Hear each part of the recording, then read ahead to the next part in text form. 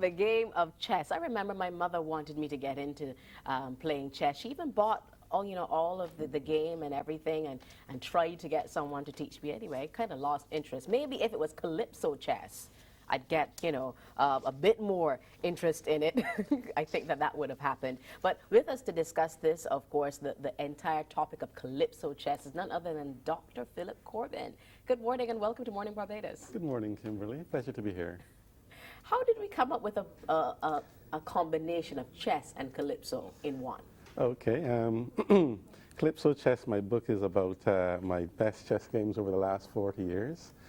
And the title is to reflect both the fact that I want to tie it to the Caribbean, hence the word Calypso, but also my style of chess over the years has been very entertaining, hence the word Calypso in the title. My mother should have found you when I was 7.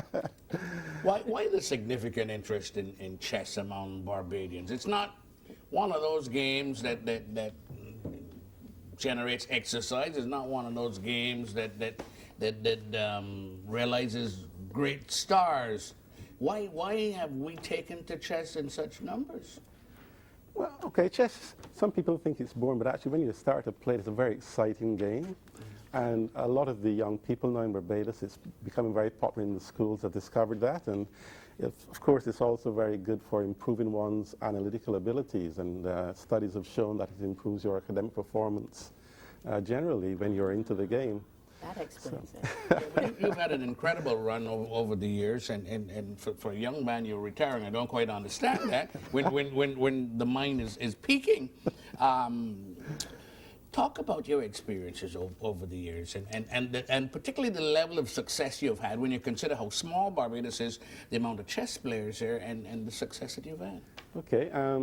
Yeah, I've been singularly blessed. Chess has taken me to about 20 countries worldwide. I've played in all the Olympiads Barbados has taken part in. That's 12 Olympiads to date.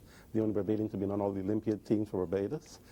I've been blessed and very fortunate to have played some games that have made international magazines and been acknowledged to be fairly good games. I've inherited the ability, I think my dad, I must mention my dad, to whom the book is dedicated. He gave me the love of the game, and he turned it into fun. He made it fun.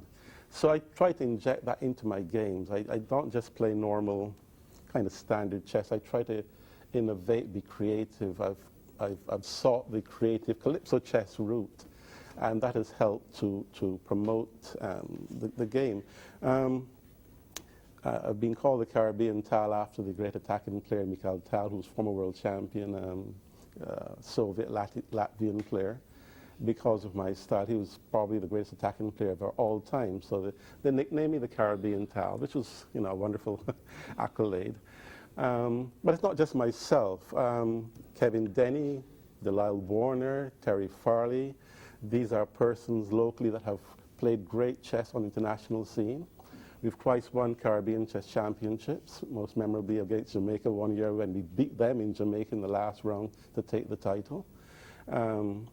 And we have put Barbados more or less on the map, certainly regionally, and even on the world stage in Olympiads. We've generally outperformed Trinidad, Jamaica.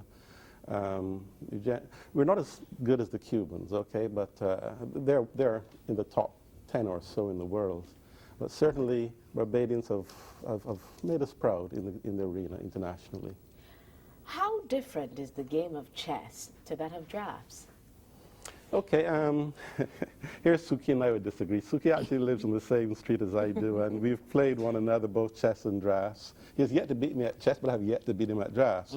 I must mention he's a fantastic drafts player. I mean, his speed of thought and speed of playing drafts is simply phenomenal. But now to compare the two games, chess you have 6 different kinds of pieces: pawn, rook, knight, bishop, king, queen. Drafts just one kind of piece. In drafts you can get a king in chess, a pawn can promote to become a queen, rook, knight, or bishop. So there's similarities there, same 8x8 board. However, in chess you use every square. In drafts it's just the dark squares that you move on. And because of the different types of different types of pieces in chess, and the fact that you're using the whole board, it's more complicated. You have to look and think hard. Suki will disagree with me on that one, I know. But certainly I think we have produced a world champion in checkers and drafts. Suki can retain his championship, and I'm incredibly proud of him. And I want to throw the challenge out to the nation to produce a similar champion. It was not going to be me if retired, but a similar world champion in chess. That's what I was going to ask you. How do we take chess to the next level in Barbados? Funding, number one. We've gotten some funding from various insurance companies and so on, Sagicor and so on. However, we need more funding. We need a proper headquarters. We do have a chess center in Cables Lane in Bridgetown, but it needs to be more. It needs to be more high located, to be more high profile. We need more advertising. That's why I'm here to not only my book to promote my own games, but also to promote chess. And we need more exposure internationally, particularly amongst the ladies. The ladies' chess is lagging behind the men, and that's true in most countries. But on the other hand, we do have phenomenal talent amongst the juniors. I'll mention 12-year-old Utian Poon, who just came third in the nationals when he lost, I think, one game. Fantastic performance. We have other very talented juniors. If I start calling names, I'll make some jealous. But we have a cadre of very talented players, not only seniors but juniors in Barbados. We have two international masters in Kevin Denny and Terry Farley, which is more than anywhere else in the Caribbean except for Cuba. Jamaica had just got one, but we have two. Trinidad, for example, have none. We have 3 FIDE masters, myself, the current champion Martin Del Castillo and Delisle Warner. That's fantastic. For a small country, we have a fairly high number of title players. The level of chess here is also tremendously high. The standard is, and I see us going from strength to strength. Mm-hmm. Well, you know, Philip Corbin, I have no idea about chess. So let me profess that up front.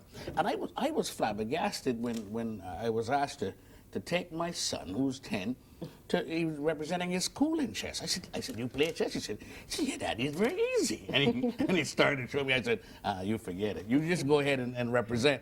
And I'm just wondering, at what age you should start developing, in chess? If we are to deliver quality chess players to the world stage? Okay, that's an easy one. The younger, the better. Most world champions have started around the age of 5, would you believe? For example, Capablanca, the only world chess champion to come from the region, Jose Real Capablanca, a century ago, he started at the age of 4. He actually watched his dad play and said, Dad, you made a wrong move in the league. And he was right at 4.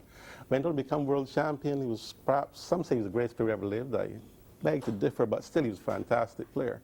But the point is, most chess players who become really, really good, who reach the top, start very young. I started at the age of 7, was taught by my dad, who gave me the love for the game.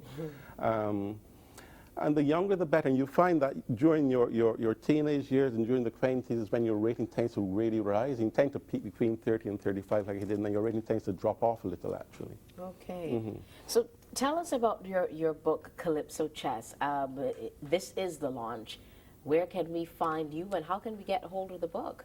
It's available at all the local bookstores, Days Bookstore, Cloisters, Pages. It's also available online from Amazon.com, some other online stores, but the main one is Amazon.com, as you would know. I'm working with my publisher, Carol Pitt from Caribbean Chapters, to make it into an ebook. That's the next step. And I would just like to encourage the public to buy a copy. Not only entertaining chess, but also it has in photos of the key Barbadian chess players over the last 4 decades, as well as all the Olympiad statistics for both the men and women Barbadian Olympiad teams over the years. The chess Olympics are held every 2 years, separate from the main Olympics, but you get about 150, in fact more now, countries taking part. So and those Olympiads are very highly and keenly contested. My book consists of my top 60 Olympiad chess games over the years, as well as my best 60 games from the 70s, the 80s, the 90s, and this millennium. The Memoirs of a Bajan Chess Master, Philip Corbin. We thank you so much for your contribution to chess in Barbados, and just don't hang up your boots. We want you to stick around and help us realize a world championship. Thank you very much. I'll still play maybe now and then in local tournaments. You'll still beat up on them. So I understand. thank you very much. We're going to take a break, and we're going to come back on track with Mornin and more on Morning Barbados. Please stay with us.